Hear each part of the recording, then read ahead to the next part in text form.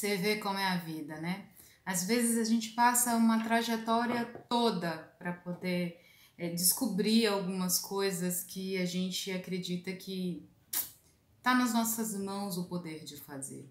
Eu quero falar um pouco sobre planejamento familiar e como a minha vida é um exemplo de que é importantíssimo fazer planejamento familiar. Muitas vezes por causa da religiosidade, ou por causa da cultura, ou por diversas ideologias, a gente muitas vezes não faz uma percepção mais adequada a respeito de planejamento familiar. Né? Fala-se sobre aborto como forma de método contraceptivo. Eu discordo nesse sentido, mas acho que é interessante pensar sobre isso. Eu até tenho desenvolvido parte dessa perspectiva na teoria da complementariedade. E o planejamento familiar e falar sobre sexo com os nossos filhos, ele é muito importante. Por exemplo, por causa da desestrutura familiar, eu acabei fazendo ao decorrer da minha vida várias escolhas que não foram as melhores, né? Eu sofri por isso, minha filha sofreu por isso, né? E muitas vezes a gente acaba chegando a pontos de existência na vida, a situações diversas, exatamente por causa de percepções inadequadas, né? Então, hoje em dia, sempre que eu tenho a oportunidade, eu converso com diversos adolescentes quando isso me dá a oportunidade, com pessoas. Talvez essa minha disposição em ajudar tanto seja exatamente por isso, né? Pela desestrutura familiar, por ter passado, inclusive, tudo que eu passei, por tudo que eu vi minha filha também passar. Então, por que eu não usava, por exemplo, na minha adolescência, método contraceptivo? Eu tinha vergonha de ir na farmácia e eu também não tinha dinheiro para comprar. E o que acontece? Como eu venho de uma família de base religiosa, muitas vezes você é criado para pensar assim: uma mulher só tem valor se ela não fizer sexo até casar. Só que os nossos filhos estão fazendo sexo. E aí?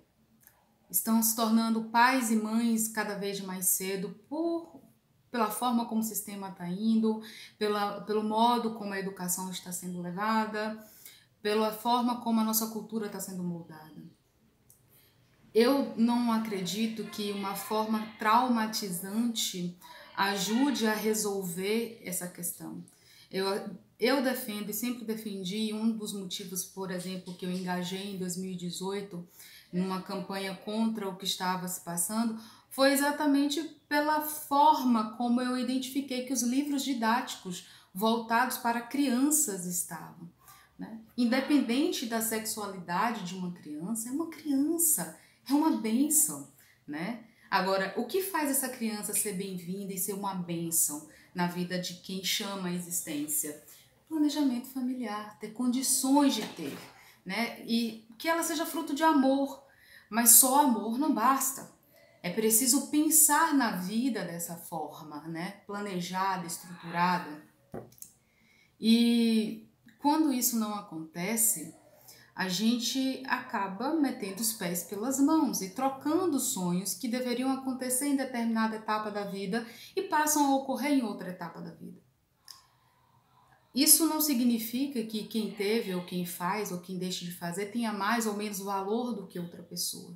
Isso significa que alguém muito jovem não está preparado para lidar ainda com a sua sexualidade, mas ela existe e ela precisa ser tratada sem tabus, sem dogmas e nem tampouco com traumas. A religião, ela é algo pessoal e intransferível que precisa ser respeitado.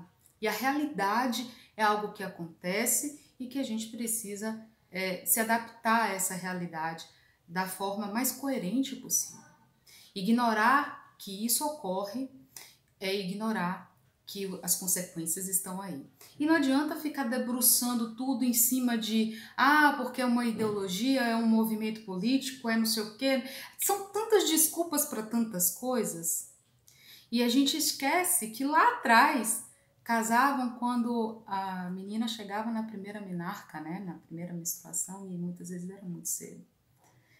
Então, é preciso entender que até determinada idade, o indivíduo não tem maturidade suficiente para lidar com a sexualidade, né? Estimular isso não vejo ser responsável. E antes de você achar que pode fazer o que você quer e bem entende na vida, é preciso primeiro conquistar a sua independência. Ah, mas a minha família é difícil, a minha família é delicada, a minha família, eu sou bode expiatório na minha família, eu sei o que é isso. Muitas vezes pela desestrutura da própria vida dos genitores, que também são frutos de diversas violências e abusos. Então é muito fácil a gente simplesmente acusar, sem compreender todo o contexto. Infelizmente, às vezes o contexto é bem complicado e o poder público não está pronto para lidar com isso. É preciso encarar a realidade, né, de famílias disfuncionais, de pessoas disfuncionais, ambientes tóxicos, a religiosidade de uma forma fanática, como ela é perversa, né, no ambiente de desenvolvimento social. Né? Tudo precisa de equilíbrio. Até a ciência praticada de forma fanática é um problema. A filosofia praticada de uma forma fanática é um problema. Né? E qualquer coisa com qualquer levedo de fanatismo é um problema. Enfim. Mas o que eu tenho para dizer para você, jovem ou não tão jovem, uma mulher da minha faixa de idade, com quase 40 anos, recomeçando a vida, porque também lá atrás passou por muitas coisas. Eu acredito em Deus, então, independente, eu não tenho religião porque, para mim, fé é algo pessoal e intransferível. E a forma como eu acredito, eu não vejo escopo em nenhum lugar. E também não acredito de forma, ou como se um método me leve a Deus, senão a prática íntima. Então, para mim, fé e religar-me com Deus é uma prática íntima e intransferível e inviolável. E cada um tem o direito de exercer a sua fé da forma como bem lhe assiste, é o modo como eu vejo. Então, você que acredite ou não acredite em Deus e que muitas vezes está aí lamentando na vida porque as coisas acontecem, saiba que depende de você fazer o melhor possível da sua vida. As coisas às vezes nos sobrevêm não porque a gente escolhe, mas porque às vezes a gente não sabe lidar com elas. O importante é que elas vêm. E o que a gente faz com elas? Eu escolho viver todos os dias, lutar do jeito como eu sei. E essa necessidade de fazer as coisas melhor, de contribuir para que as coisas se tornem melhor. Isso não tem nada a ver com loucura, isso tem a ver com escolhas. Abraço, gratidão e até.